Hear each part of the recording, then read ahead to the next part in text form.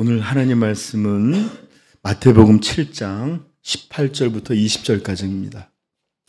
좋은 나무가 나쁜 열매를 맺을 수 없고 못된 나무가 아름다운 열매를 맺을 수 없느니라. 아름다운 열매를 맺지 아니하는 나무마다 찍혀 불에 던져지느니라. 이러므로 그들의 열매로 그들을 알리라. 아멘. 우리는 지금까지 열매로 그들을 알지니 이렇게 말씀으로 두 번의 말씀을 들었죠. 오늘은 열매로 우리를 알지니라는 말씀으로 제목으로 우리들에 대한 이야기를 좀 하려고 합니다. 지금까지는 이제 거짓 선지자들에 대한 이야기였다면 이제부터 몇 주는 우리들의 이야기로 여러분들에게 전하려고 합니다. 여러분, 우리의 신앙, 우리의 믿음은 진지해야 하는데 그냥 진지가 아니라 몹시도 진지해야 합니다. 아니, 진지함을 넘어서 엄중하기까지 해야 됩니다. 물론 이런 진지함과 엄중함에 대해서 말한다고 하여서 우리는 항상 이렇게 진지한 것을 대하는 이렇게 팔전 눈썹처럼 인상을 쓰거나 마치 속이 몹시 쓰리고 아픈 사람, 위장애가 있는 사람들처럼 항상 이렇게 뭔가 이렇게 이런 표정으로 살아야 된다는 말은 아니에요. 그런데 우리는 그럼에도 불구하고 굉장히 진지하고 엄중하고 엄격함이 좀 필요해요. 이게 우리가 좀 이해할 수 있다면 한번 여러분 우리가 돈을 대하는 방식을 한번 생각해 보면 좋겠어요. 돈을 대하는 방식처럼 진지해야 된다. 우리는 얼마든지 친구들과 웃고 떠들면서 같이 식사를 잘하면서도 계산해야 될 때 웃으면서도 어떻게 이걸 계산하고 해야 될지 웃으면서도 굉장히 빨리 생각하고 그러죠. 네, 민감하게 생각합니다. 그렇죠? 이걸 다 내야 되나 말아야 되나 어떻게 해야 되나 웃고 있으면서도 우리는 이것들에 대해서 돈에 대해서 굉장히 민감하고 진지해요. 또 우리는 항상 살아가면서도 진짜 있든지 없든지 간에 있어도 걱정 없어도 어떻게 할까 걱정하면서 이 재정의 결핍의 문제에 대해서 항상 우리는 불안해하면서 이것들에 대해서 가볍게 생각하지 않아요. 없으면 그냥 살지요 하는 사람 없어요. 그죠? 있으면 있는 것들을 조금이라도 있을 때 해야 아프든지 내가 학교 다닐 때 돈이 들 때 이런다고 붙잡고 이번에 우리 사교육비를 받는데 1년에 26조인가를 썼다나 24조를 썼대요. 어마어마하더라고요. 한 가정에 수백만 원씩 쓴다고 하더라고요. 네. 이렇게 돈이라는 건 있어도 그렇고 없으면 더 그렇죠. 이렇게 가볍게 생각하지 못하죠, 그렇죠? 항상 이것들을 생각하며 살죠. 이런 것처럼 우리 신앙에 대해서도 정말 민감하고 진지하며 진지하고 진지해야 하며 정말로 우리가 돈을 가볍게 여기지 않는 것처럼 정말로 이 신앙의 문제, 믿음의 문제를 중하게 여겨야 할 줄 압니다. 왜 그러야 되는지 두 가지 이유를 설명해 여러분 할게요. 두 가지 이유만 있는 게 아니에요. 그래도 두 가지 설명하겠습니다. 첫째는 이 믿음 그리고 이 믿음의 삶을 이어가는 신앙의 삶이라는 것이 전체가 하나님을 향한 것이기 때문에 그런 것입니다. 시편 51편 4절에 다윗은 이렇게 기도했습니다. 내가 주께만 범죄하여 주의 목전에 악을 행하였사오니 주께서 말씀하실 때에 의로우시다 하고 주께서 심판하실 때에 순전하시이다 하리이다. 지금 다윗은 우리아의 아내 밧세바를 자기의 권력에 의해서 취하고 또 그 여인이 임신해서 그 자기의 죄가 드러날까 봐 우리아를 죽게 만드는 무서운 죄를 범하였습니다. 근데 그러고 살다가 하나님이 나단 선지자를 그에게 보내셔서 그에게 책망하시고 난 다음에 그 회개할 때 그 장면이 시편 51편에 그 내용이 담겨져 있는 거예요. 그래서 시편 51편은 이 나단 선지자의 책망, 하나님으로부터 온 책망을 듣고 이루어진 내용들입니다. 그런데 그는 뭐라고 말하느냐? 내가 주께만 범죄하여. 여러분 사실 그의 범죄는 우리아에게 그리고 밧세바에게 그리고 수많은 하나님의 사람들 앞에 범한 죄들이에요. 그렇게 행해진 죄입니다. 그런데 그는 이 모든 죄가 오직 하나님께만 범죄하여 라고 말하고 있어요. 이게 무슨 뜻이냐? 결국 모든 죄는 실상은 누구에게 행했든 하나님을 향하여 그분께 죄를 지은 것이다 라는 것이에요. 여러분 잘 기억하세요. 죄는 결국 그것이 아무리 작든지 크든지 다 하나님을 향한 것입니다.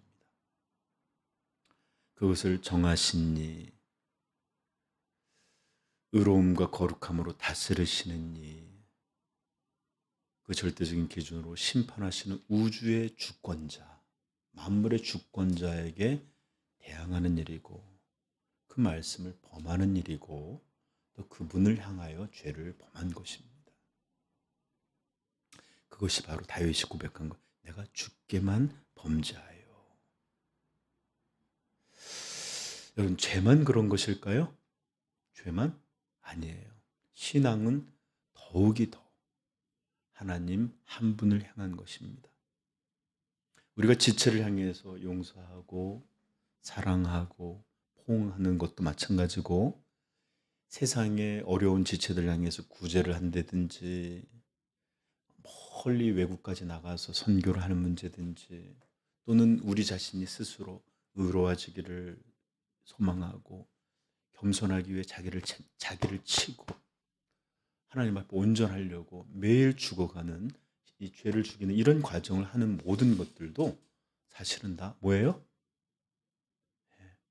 하나님을 향하여 그렇게 하는 것입니다. 그러므로 우리의 신앙 모든 것은 다 거룩한 주권자이신 하나님을 향해 또 하나님께 대한 것이기에 우리는 이 신앙의 문제를 몹시도 진지하게 여길 줄 알아야 합니다. 엄중해야 합니다. 이곳에서 문제가 될 때 사람에게가 아니요 하나님께로다. 예배도 마찬가지입니다. 예배도. 얼마 전 제가 존경하는 어떤 설교자의 설교를 차가 이제 오면서 틀어놓고 온 적이 있었는데 성도들이 아마 나는 이제 음성음을 들으니까 성도들이 아마 제대로 목사님을 쳐다보지 않고 딴짓을 했나 봐요. 그랬더니 갑자기 여기를 쳐다보라고 막 그러면서 하시는데 그러면서 아주 엄하게 막 혼내시는 거야. 부럽더라고요. 농담이고. 근데 그분은 말씀하셨습니다. 예배 때 그리고 설교를 이렇게 하고 있는데 설교자를 보지 않고 딴짓하는 것은 설교자에 대한 예의가 아니다. 이렇게 얘기하시는 거예요. 그러면서 잘못된 예배의 모습을 이것저것 얘기합니다. 지금 온라인에 잠옷들을 입고 책상에 올리고 티 한 잔씩 들면서 예배라고 앉아있어. 예배 아니라고. 그딴 거 예배 아니라고. 그러면서 막 예배에 대해 잘못된 것들을 얘기하시는데 얼마나 속이 시원. 농담이면. 네. 그러면서 이딴 것은 예배가 아니다. 막 이러면서 말씀하시는데 저는 이 말씀을 들으면서 다 수긍을 하면서도 한 가지는 몹시도 아쉬웠습니다. 몹시도 아쉬웠어요. 예배 때 집중하지 않고 딴짓하는 그런 것에 대해 목사님은 이것은 설교자에 대한 예의가 아니다. 그러면서 아주 혼내시던데 저는 이 말씀이 적절하지 않았다고 생각을 합니다. 물론 이해 못하는 말은 아닙니다. 그럼에도 불구하고 그 목사님이 이렇게 혼내셨어야 돼요. 예배 때 딴짓하고 말씀에 집중하지 않는 것. 내가 아니라 거룩한 하나님을 향한 예의가 아니다. 이것은 하나님 앞에 서 있는 예배자의 모습이 아니다. 전능하신 하나님이 여기 있는 분 앞에 사람이 할 도리가 아니다. 창조주 구원자이신 하나님 앞에 나와 있는 예배의 도리가 아니다. 이렇게 말씀하셨으면 얼마나 좋았겠어요. 그렇죠? 물론 이해는 할 수 있어요. 그렇지만 예배의 최종 주권자는 목사가 아니에요. 설교자도 아니고 인도자도 아니에요. 예배의 최종적인 권위자는, 높으신 분은 거룩하신 하나님 한 분이십니다. 그래서 저도 되도록이면 목사가 예배의 최고 위의 사람인 것처럼 보이지 않으려고 걸을 때도 좀 조용히 걷고 행동도 조신하게 하려고 합니다. 뭐 10,000명이 아니라 우리 3,000명이 있는데 뭐 어때요? 뭐 그러면 그렇죠? 그렇지만 이 예배가 하나님께 드려지는 예배다라는 것들을 우리가 서로 의식을 해야 돼요. 물론 설교자에 대한 예의도 필요하죠. 그러나 그것은 설교자의 어떤 것 때문이 아니라 하나님 말씀 전하고 있기 때문이고 그분이 세우신 분의 권위 때문에 그런 것이지 설교자 자신이 무엇이 있어서 그런 건 아니잖아요. 그렇죠? 그냥 똑같은 사람이에요. 똑같은 죄 짓고 똑같은 허물 있고. 그럼에도 불구하고 뭐 어떤 의미에서는 하나님의 권위, 설교자에 대한 예의가 하나님의 권위다. 세우신 권위자에 대한 예의다. 이렇게 생각해 보면 뭐 이해 못할 바는 아니지만 그럼에도 분명하게 잘못된 태도가 사람이나 설교자나 목회자나 이런 이들을 향한 것이 아니라 하나님을 향한 것이기 때문에 그렇게 들으면 안 된다고 엄중하게 꾸짖었다면 저는 더 아멘하고 참 귀하다 이렇게 했을 거라고 생각이 돼요. 자, 성도 여러분, 그러므로 우리 삼위영광교회 성도님들의 예배도 찬양 인도자가 누구냐, 설교자가 누구냐, 그런 목사에 대한 예의 때문이라고 여러분 생각하지 마시고 예배의 모든 것이 하나님께 대하여 한 것이라는 것을 분명히 아시고 여러분들 어떻게 예배를 드려야 될 것인지 여러분 생각하십시오. 만약에 제가 여러분들 예배의 최종 권위자라면 저는 여러분한테 싫은 소리 안 할 거예요. 그렇지만 저도 저보다 높으신 분이 계시잖아요. 그러므로 시간이든지 복장이든지 태도든지 마음이든지 어떤 것이든지 하나님 앞에 드려지는 것에 여러분 어떠한 예배가 되어야 될지를 여러분들 잘 헤아리시고 이것이 제가 여러분들을 아끼는 그런 말씀으로 드리는 거지 너 틀렸어 뭐 이런 거 아니에요. 여러분들 더욱 이 모든 것이 하나님께 향한 것이다 라는 것을 잊지 마십시오. 예배는 더 그래요.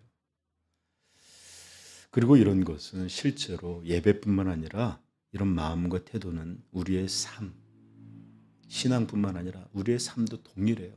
우리는 예수 그리스도를 따라서 하나님께 나아가도록 부르심을 받은 이들이에요.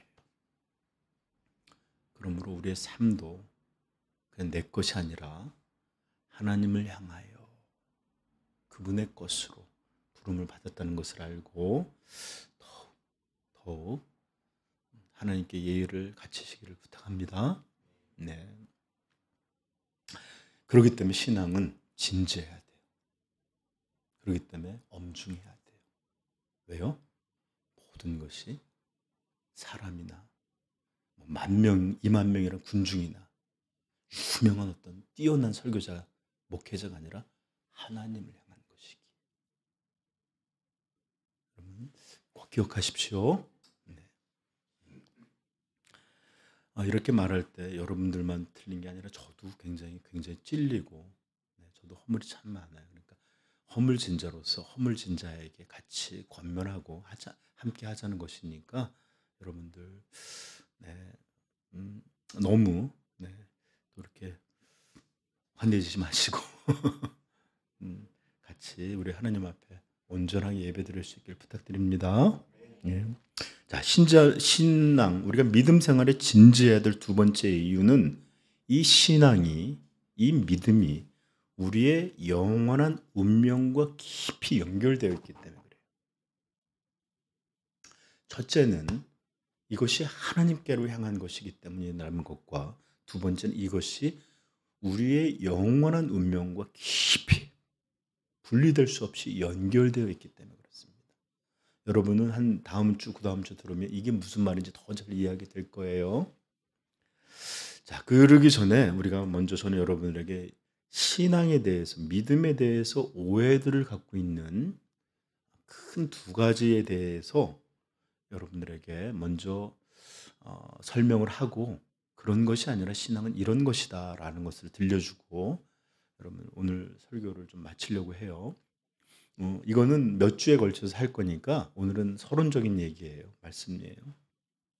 자, 오해 중 하나는 사형리에서부터 시작합니다. 여러분 사형리 다 아시죠? 네 가지 영적 원리. 첫 번째 원리가 뭐죠? 하나님은 당신을 사랑하시며 당신을 위한 놀라운 계획을 가지고 계십니다. 아니, 외워야지 많이 했을 텐데. 네. 그러면서 그 관련 성경 구절 이런 말씀, 요한복음 3장 16절. 하나님이 세상을 이처럼 사랑하사 독생자를 주셨으니 이는 그를 믿는 자마다 멸망하지 않고 영생을 얻게 하려 하심이라. 그리고 또한 요한복음 10장 10절을 또 같이 읽어줍니다. 예수님이 오신 이유를 이렇게 말씀해 주신데 내가 온 것은 양으로 생명을 얻게 하고 더 풍성히 얻게 하려는 것이라. 아멘. 이렇게 들려주고 뭐라고 말하냐? 하나님의 사랑으로부터 우리를 가로막고 있는 것이 무엇인지 아십니까? 왜 우리는 풍성한 삶을 누리지 못하고 또 그런 것을 방해하고 있는 것이 무엇인지 아십니까? 이렇게 말을 해요.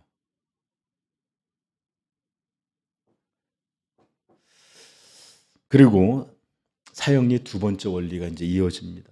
인간은 죄에 빠져 하나님과 분리되어 있습니다. 그 결과 우리의 삶을 향한 하나님의 놀라운 계획을 알 수 없게 되었습니다. 즉 사형리가 말하는 복음이란 우리가 풍성한 삶, 이것들, 그 다음에 하나님의 놀라운 계획들을 누리게 하는 법을 가르쳐 주겠다는 거예요. 그리고 이 번째, 세 번째, 네 번째 원리를 다 따라서 하면 당신은 풍성한 삶, 놀라운 삶을 살게 된다. 이런 얘기예요. 즉 사형리의 복음이란 우리가 풍성한 삶을 살 수 있게 된다라는 얘기예요. 물론 정말로 이해하려면 할 수 있죠. 근데 이게 정말로 우리가 읽었던 것처럼 예수님이 오신 내가 온 것은 양으로 생명을 얻게 하고 더 풍성히 얻게 하려 합니다라는 말은 그렇게 이런 방식으로 이해되는 것이 아니잖아요. 그래서 그것이 어떤 의미인지를 풍성히 밝혀준다면 그럴 수도 있어요. 근데 보통 그렇지 않습니다. 네, 그래서 이렇게 두 번째 원리뿐 아니라 세 번째, 네 번째 원리들도 결국은 그 핵심에 따라 풍성한 삶을 어떻게 살 수 있을까를 보여주는 거예요. 저는 이것이야말로 우리 기독교 신앙 그리고 복음이 무엇인지에 대한 큰 오해를 만들었다라고 생각을 해요. 여러분, 믿음은, 신앙은 우리의 풍성한 삶을 위한 것이 아닙니다. 아셔야 돼요. 우리에게 더 풍성한 삶을 위해서 그 하나님의 놀라운 계획이 우리에게 임해서 하나님의 사랑 안에서 살게 하는 이런 거 아니에요. 물론 풍성한 삶은 분명히 약속되어 있지만 이런 방식이 아니에요. 이것은 하나의 오해입니다. 두 번째, 어떤 이들은 두 번째 오해는 신앙이 인간을 더 고상해지고 더 나은 사람, 더 온전하게 만드는 것으로 이해하거나 그렇게 여기는 사람들이 있습니다. 현대 신학자들과 자유주의 신학자들은 예수님을 신약 성경이 말한 대로 이해하지 않고 다 해체시켜 버렸다가 다시 한번 새롭게 재구성하면서 예수님이란 누구시냐, 복음이란 어떤 것이냐를 재구성해 놨어요.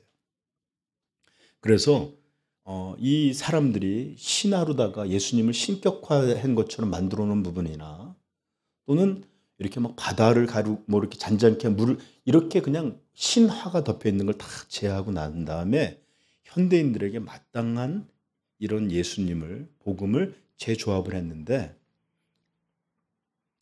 그들이 만든 예수님은 우리에게 바른 삶, 온전한 삶, 의로운 삶, 더 나은 삶을 살게 하시는 도덕교사요, 윤리교사였다고 우리에게 가르쳐주고 있습니다. 조금 고상하게 말해서 위대한 교사였던 예수 그리스도는 그의 자신의 이런 낮은 자를 위한 삶과 십자가의 목숨을 내어주는 희생을 통해서 우리에게 참된 도덕이란 어떤 것인지를 가르친 인류의 위대한 스승이었다 라고 가르쳐주고 있어요. 그래서 예수 그리스도를 믿는 것은 이런 예수님의 본을 따라 그렇게 낮은 자를 위하여 그리고 도덕적인 삶을 살아가는 그런 것이다 라고 가르쳐주고 있고, 그들이 가장 많이 인용하는 것이 어떤 것이냐? 우리가 배우고 있는 산상수훈이에요. 왼쪽 뺨을 떼면 오른쪽 뺨도 내밀어들어, 원수도 사랑해라, 그러면서 사실 제가 산상수훈에서 여러분 계속 강조했지만 이것은 그냥 윤리적인 고상한 삶이 아니라 예수 그리스도로 말미암아 임한 하나님 나라, 거듭남으로 그 나라의 백성된 사람들이 어떤 존재로 변화하고 어떤 삶을 살게 되고 어떤 하나님의 나라의 모습을 이루는지에 대한 하나님 나라의 선포라고요. 근데 그런 것들을 다 제하고 고상한 도덕 선생으로 제시하는 것이 바로 자유주의 현대 신학자들의 예수입니다. 복음이에요. 그런데 여러분, 예수님은 자신에 대해서 절대로 단 한 번도 그런 방식으로 얘기하신 적이 없어요. 마태복음 20장 28절입니다. 찾아보십시다. 마태복음 20장 28절.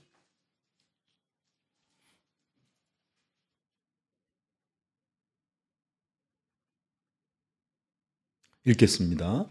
시작. 인자가 온 것은 섬김을 받으려 함이 아니라 도리어 섬기려 하고 자기 목숨을 많은 사람의 대속물로 주려 함이니라. 아멘. 마치 인자가 온 것은 섬김을 받으려 함이 아니라 도리어 섬기려 하고까지만 했다면 그들의 말이 조금 신빙성이 있을지 몰라요. 그러나 예수님은 뭐라고 말해? 자기 목숨을 희생의 아주 분명한 예로 보는 게 아니라 하나님께 범죄한 인생을 위한 죄의 대속물, 제물로 왔다 라고 분명히 우리에게 들려주고 있습니다. 예수님은 철저히 자신의 삶, 자신의 목숨을 우리 사람들을 위한 죄의 대속물, 희생 제물로 자신을 우리에게 제시하셨던 거예요. 세례 요한이 예수님을 처음 만난 날이었어요.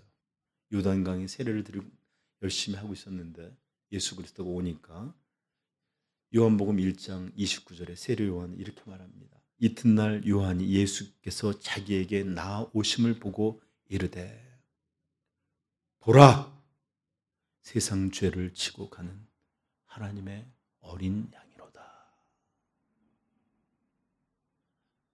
섞인 거예요. 우리의 죄를 위해서 죽어가는 양과 우리의 죄를 안수하고 얹히는 아사셀 염소라고 해서 광야에 죽음의 으로 내몰리는 그 양을 합쳐갖고 세상 죄를 지고 가는 하나님의 어린 양이로다. 우리를 위한 도덕 선생님, 인류의 본을 위한 위대한 교사라고 소개하지 않았어요. 우리의 구원을 위한 구원자시다. 여러분, 성경은 우리에게 명확히 들려줘요. 어떤 게 바른 삶인 이런 도덕 이런 부분이 없다는 거 아니에요. 그러나 그런 것이 중심이 돼서도 안 되고 그게 가장 중요한 거 아니에요. 도덕 교사가 아니라 구원자로 하나님은 예수님을 주셨습니다. 마태복음 1장 21절입니다. 한번 같이 찾아보십시다. 마태복음이니까.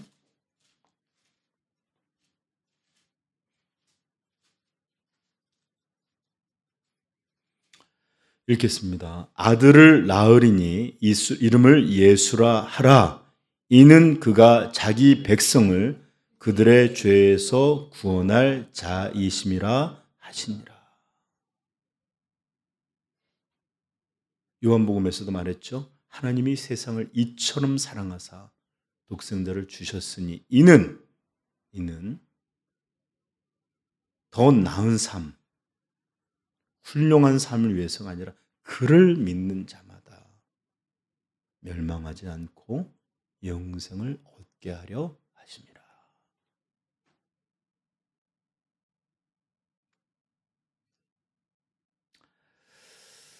여러분, 제자들도 예수님을 절대로 도덕교사로 여기지 않고 구원자로 선포했습니다. 사도행전 4장 10절부터 제가 읽어드릴게요. 너희와 모든 이스라엘 백성들은 알라. 너희가 십자가에 못 박고 하나님이 죽은 자 가운데서 살리신 나사렛 예수 그리스도의 이름으로 이 사람이 건강하게 되어 너희 앞에 섰느니라. 이 예수는 너희 건축자들의 버린 돌로서 집 모퉁이의 머릿돌이 되었느니라. 다른 이로서는 구원을 받을 수 없나니. 저나 사람 중에 구원받을 만한 다른 이름을 우리에게 주신 일이 없음이라 하였더라. 아멘. 그리스도는 구원자셔요. 구원을 위해 오셨고 구원을 위해 죽으신 분이십니다. 그래서 예수님은 우리의 구원자, 구속주 이렇게 부르는 거예요. 그러므로 우리의 믿음과 신앙은 더 나은 삶, 더 고상한 삶, 더 풍성한 삶을 위해서 있는 것이 아니라 더 우리가 도덕적인 존재가 되는 것에 있는 것이 아니라 우리의 믿음은 우리의 영원한 운명, 천국과 지옥, 영락과 영벌, 영원한 복락과 영원한 진노가 걸려있는 우리의 영혼들의 영원한 운명과 관련되어 있어요. 고린도전서 1장은 말합니다. 하나님의 지혜에 있어서는 이 세상이 자기 지혜로 하나님을 알지 못하므로 하나님께서 전도에 미련한 것으로 믿는 자들을 구원하시기를 기뻐하셨도다. 믿음은 풍성한 삶, 더 나은 삶이 아니라 구원을 위해서 주신 것이에요. 베드로전서도 1장 7절도 말합니다. 너희 믿음의 확실함은 불로 연단하여도 없어질 금보다 더 귀하여 예수 그리스도께서 나타나실 때에 칭찬과 영광과 존귀를 얻게 할 것이니라. 예수를 너희가 보지 못하였으나 사랑하는도다. 이제도 보지 못하나 믿고 말할 수 없는 영광스러움으로 기뻐하니 믿음의 결국 곧 영혼의 구원을 받음이라. 그러므로 우리는 우리 믿음과 그 믿음을 이어가는 신앙의 삶이 이렇게 우리의 영원한 운명이 여기에 달려있기 때문에 우리는 신앙에 있어서 몹시도 진지하고 엄중하게 여겨야 합니다. 만약 우리가 그렇게 하지 못하고 있다면 신앙을 가볍게 여기고 민감하지도 신중하지도 않고 경박하고 불성실하기까지 하다면 우리는 조금 전에 여러분들에게 말씀드렸던 두 가지에 대해 신앙은 전부 하나님을 향한 것이다. 이 믿음과 신앙은 우리의 영원한 운명과 갈려 있다는 것, 이런 것들을 다 믿지 않는 자들 뿐만 아니라 더 나아가서 그런 게 어디 있어? 없다고 말하는 그런 것은 의미가 뭔 도대체 의미가 있어? 그냥 믿는 것. 이렇게 말하는 사람과 조금도 다르지 않아요. 이것을 믿는 사람이라면 결코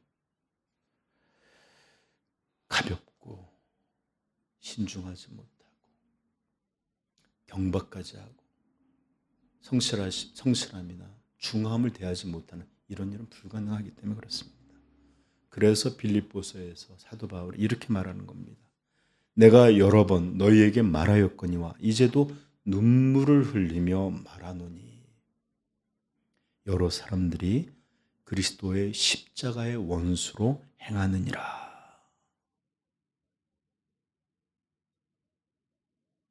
이 복음을 믿을진데 우리는 절대로 우리의 신앙, 이 믿음에 있어서 경박하거나 이래서는 안 될 거예요. 진지하고 엄중하셔야 합니다. 그러므로 사랑하는 우리 삼위영광교회 성도들도 하나님을 믿는 이 신앙과 우리의 구원에 있어 구원의 문제에 있어서 정말로 진지한 그런 믿음의 삶을 이어가기를 축복합니다.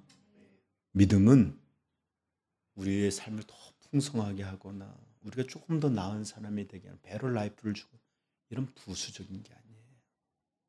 사느냐 죽느냐 운명, 영원한 운명이 걸린 중대한 문제라고 가르치고 있어요. 예수의 십자가가 그렇게 말해줍니다. 그분의 죽음이.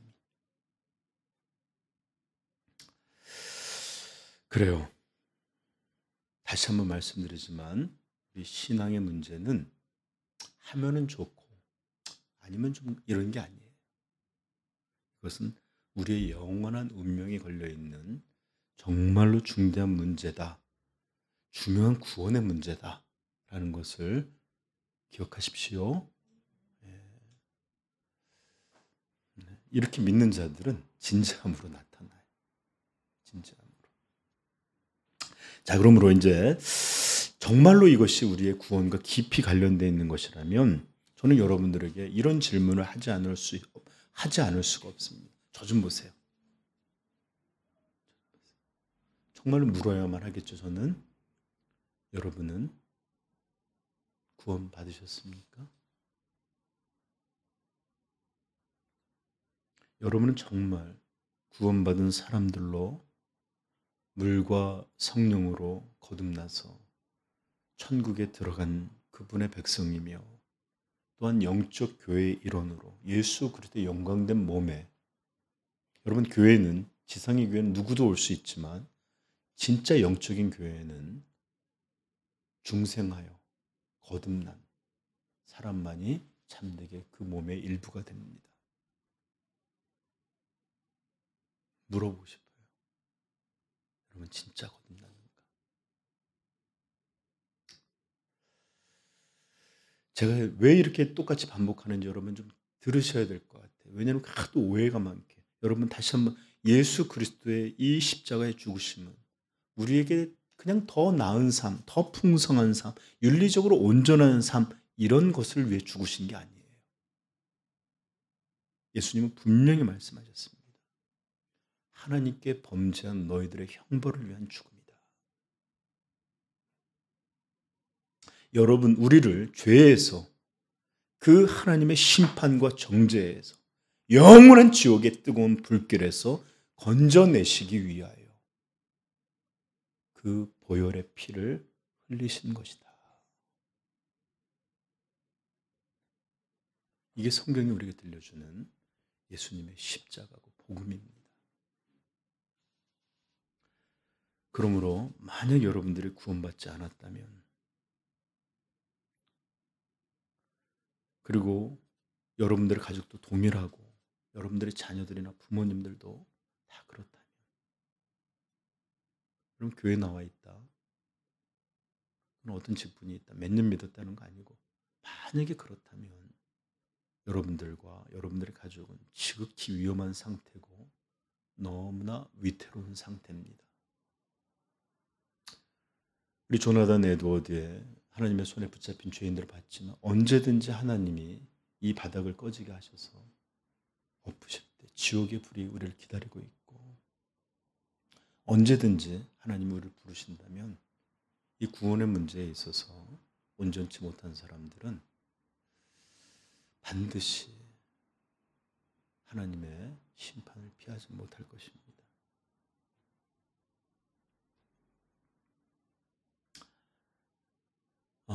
이런 이야기 들을 때 저는 여러분들 제발 부탁드리는 게 하나 있어요. 연기를 좀 해주세요. 심각하게 막 듣는 척이라도 해주십시오. 마치 롯의 사위들처럼 농담으로 여겼더라 하면 전 더 이상 견딜 수가 없어요. 차라리 지금 아니더라도 근심하는 모습이라도 보여준다면 주여 감사하나이다. 저들 가운데 작게라도 정을 깨뜨려서 언젠가는 이 단단한 바위가 뚫려지게 하시고 깨시게 하실 걸 믿습니다 하는데, 너무 담담하게 듣는다면 저는 못 참을 것 같아요.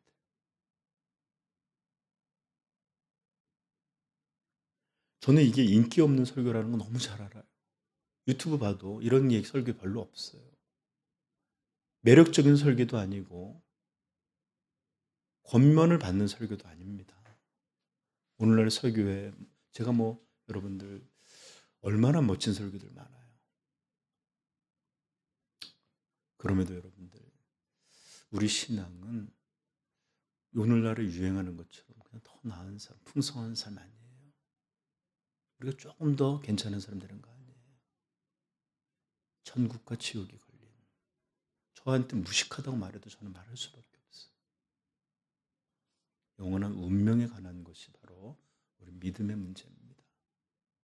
이것들에 대해서 여러분들 깊이 이해하시기를 부탁드려요. 자, 그러므로 구원받는 일은 너무나 중요한 일인데, 아마 여러분들 중에는 이런 말씀을 들을 때 그럼에도 불안한 가운데서도 구원받았음을 확증하는 이들도 계실 거예요. 그래. 감사하게도 하나님 내게 구원을 베풀어 주셨지. 근데 만약에 여러분 그렇게 생각하는 이가 있다면 저는 묻고 싶어요. 당신은 어떻게 당신이 구원받았음을 확신할 수 있습니까?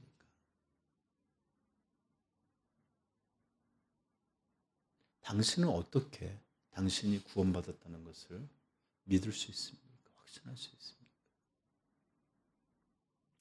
마이크 노튼 교수라는 분이 미국의 교수님인데, 미국의 신앙 상황에 대한 이야기를 하시면서 어떤 조사에 의하면 미 국민 한 60% 정도가 신앙이 있든 없든 간에 상관없이 자신이 죽으면 천국에 가게 될 것이다 라고 믿는다는 거예요. 여러분, 이 믿음은 성경이 우리에게 요구하고 있는 믿음과 같은 믿음일까요?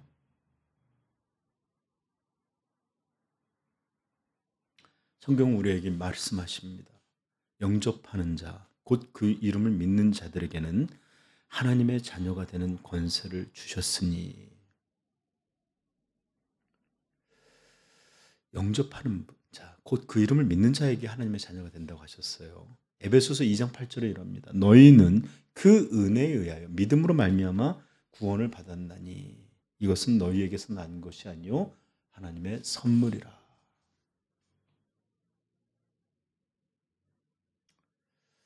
혹 교회 많은 이들도 미국 사람들 대부분처럼 자신이 천국에 갈 수 있다는 그 믿는 자기 믿음이 성경의 믿음이라고 착각하고 계시지는 않는지 걱정이 됩니다. 많은 사람들이 나는 천국에 갈 거야 확신해. 이 믿음이 구원받는 믿음이라고 생각을 해요. 성경이 말하는 믿음 아닙니다.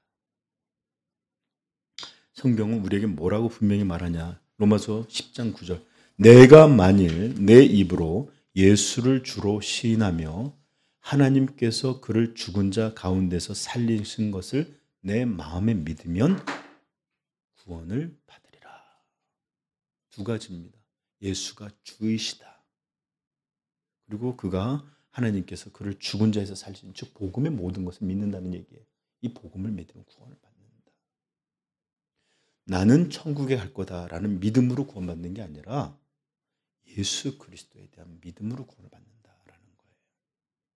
그래서 사도행전 16장에 사도는 이 감옥 간수에게 이렇게 말했던 것입니다. 주 예수를 믿으라. 그리하면 너와 내 집이 구원을 받으리라.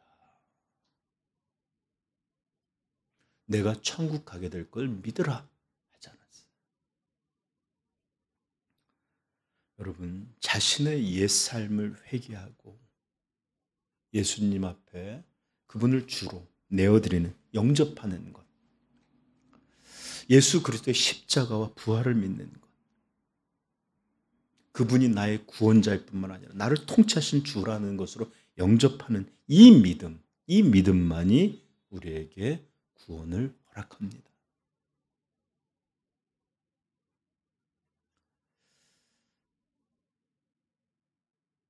자, 그렇다면 아마 여러분들이 이렇게 얘기한다면 여러분들은 그런 믿음이 있습니까? 물어보면 다 예스 하겠죠? 네. 자, 그렇다면 똑같은 질문입니다. 원래의 질문으로 돌아가 보십시다. 그렇다면 어떻게 우리는 자신이 구원받았음을 알 수 있고 믿을 수 있는가? 혹 우리도 이 옛날 청교도들이나 그렇게 많은 그 교회사에서 이야기했던 것처럼 잘못된 확신 또는 거짓 확신에 속고 있는 것은 아닌가? 분명하게 그리스도인으로서의 어떤 것도 없으면서 자신을 그리스도인이라고 착각하고 살아가는 거짓 확신, 잘못된 확신에 속고 있는 것은 아닐까? 또는 오늘 마태복음 7장 21절 보십시오. 나더러 주여 주여 하는 자마다 다 천국에 들어갈 것이 아니요. 그렇게 말씀하셨는데 우리도 지금 나와서 주여 주여 찬송하고 주여 주여 부르고 있는 것은 아닐까요? 그리고 우리들의 운명도 이렇게 말했던 사람들의 운명 23절에 나옵니다. 읽겠습니다. 같이 시작. 그때 내가 그들에게 밝히 말하되 내가 너희를 도무지 알지 못하니 불법을 행하는 자들아 내게서 떠나가라 하리라. 이런 23절의 무서운 판결을 받은 사람들의 운명처럼 우리도 그렇게 되는 것은 아닐까요?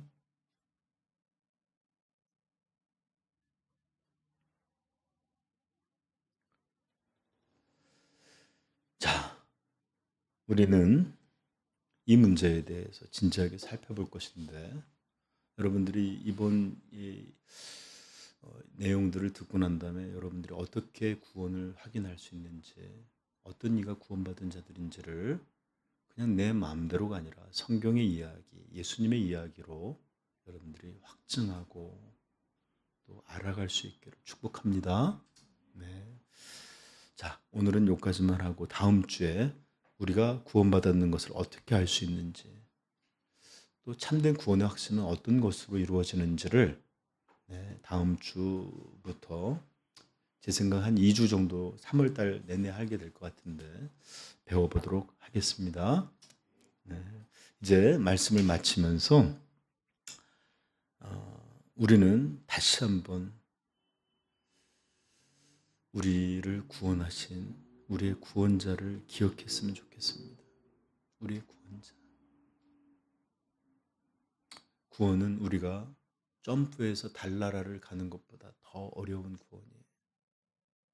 하나님의 영광이 이루어지는 것은 우리 죄인으로서는 상상할 수 없는 것입니다. 그러므로 하나님은 우리 죄인들을 위하여 독생자를 우리에게 주셨고 그분은 우리를 구원하기 위해 오셨습니다. 그리고 너무나 감사하게도 예수님은 완전히 그 구원을 이루셨고 마지막에 요한복음 19장 30절에 이렇게 말씀하셨습니다. 예수께서 신포도주를 받으신 후에 이르시되 다 이루었다 하시고 머리를 숙이니 영혼이 떠나가시니라. 우리가 혹시나 불안해할까 봐 마지막까지도 내가 너희들을 위한 구원, 여기 조금도 모자람이 없다. 내가 이룬 구원, 하나님 앞에 나아가는데 어떤 결함도 없다. 완전하다. 다 이루었다. 우리에게 들려주셨습니다. 그러나 그 구원의 성취는 절대로 쉬운 것이 아니었습니다. 하나님의 아들마저도 주여 이 잔을 피할 수만 있다면, 바꿀 수만 있다면, 그렇게 땀이 핏방울이 되도록 기도하셨고, 그러나 주님의 뜻대로 이루어지길 원합니다. 3번이나 기도할 만큼 어려운 기도였습니다. 이 구원이 어떻게 성취되었는지 하나님은 예수님이 오시기 전 800년 전에 이사야를 통해서 미리 우리에게 들려주셨어요. 이사야서 53장입니다. 한번 같이 찾아볼까요? 다 읽고 싶지만 중간만 읽도록 하겠습니다.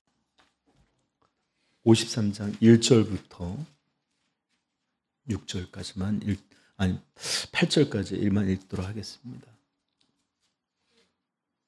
우리 여러분 마치 이사야의 이 말씀은 구약의 선지자가 아니라 신약의 예수님의 제자들이 쓴 것 같은 그런 말씀이에요. 그러므로 우리를 위한 완전한 구원을 이루신 하나님의 아들이 어떤 방식으로 어떻게 우리에게 구원을 이루셨는지 이사야 3장을 통해 다시 한번 기억할 수 있기를 부탁드립니다. 읽겠습니다. 우리가 전한 것을 누가 믿었느냐? 여호와의 팔이 누구에게 나타났느냐? 그는 주 앞에서 자라나기를 연한 순 같고 마른 땅에서 나온 뿌리 같아서 고운 모양도 없고 풍채도 없은즉 우리가 보기에 흠모할 만한 아름다운 것이 없도다. 그는 멸시를 받아 사람들에게 버림받았으며 간고를 많이 겪었으며 질고를 아는 자라. 마치 사람들이 그에게서 얼굴을 가리는 것 같이 멸시를 당하였고 우리도 그를 귀히 여기지 아니하였도다. 그는 실로 우리의 질고를 지고 우리의 슬픔을 당하였거늘 우리는 생각하기를 그는 징벌을 받아 하나님께 맞으며 고난을 당한다 하였노라. 그가 찔림은 우리의 허물 때문이요 그가 상함은 우리의 죄악 때문이라. 그가 징계를 받음으로 우리가 평화를 누리고 그가 채찍에 맞음으로 우리는 나음을 받았도다. 우리는 다 양 같아서 그릇 행하여 각기 제 길로 갔거늘 여호와께서는 우리 무리의 죄악을 그에게 담당시키셨도다. 그가 곤욕을 당하여 괴로울 때에도 그의 입을 열지 아니하였으며 마치 도수장으로 끌려가는 어린 양과 털 깎는 자 앞에서 잠잠한 양같이 그의 입을 열지 아니하였도다. 그는 곤욕과 심판을 하고 끌려갔으나 그 세대 중에 누가 생각하기를 그가 살아있는 자들에서 땅에서 끊어짐은 마땅히 형벌받을 내 백성의 허물 때문이라 하였으리요. 기도하겠습니다. 저는 이렇게 예수 그리스도께서 우리를 위하여 이루어 주신 놀라운 구원을 우리 성도님들이 회개함과 믿음으로 온전하게 누리기를 간절히 소원합니다.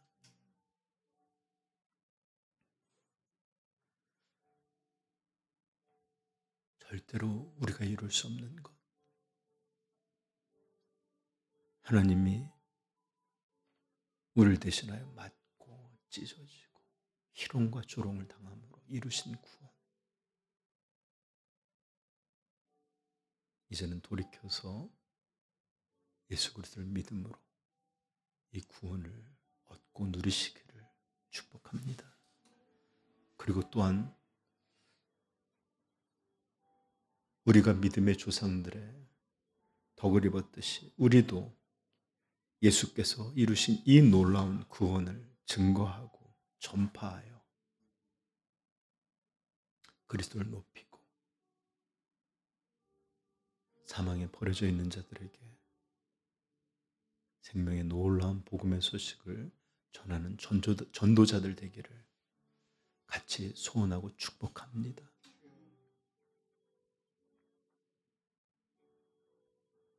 우리 하나님이 여러분들을 사용하셔서 여러분들의 부모님, 여러분들의 자녀, 여러분들의 형제자매 사망에서 생명으로 건져주시기를 다시 한번 축복합니다. 우리 기도하겠습니다.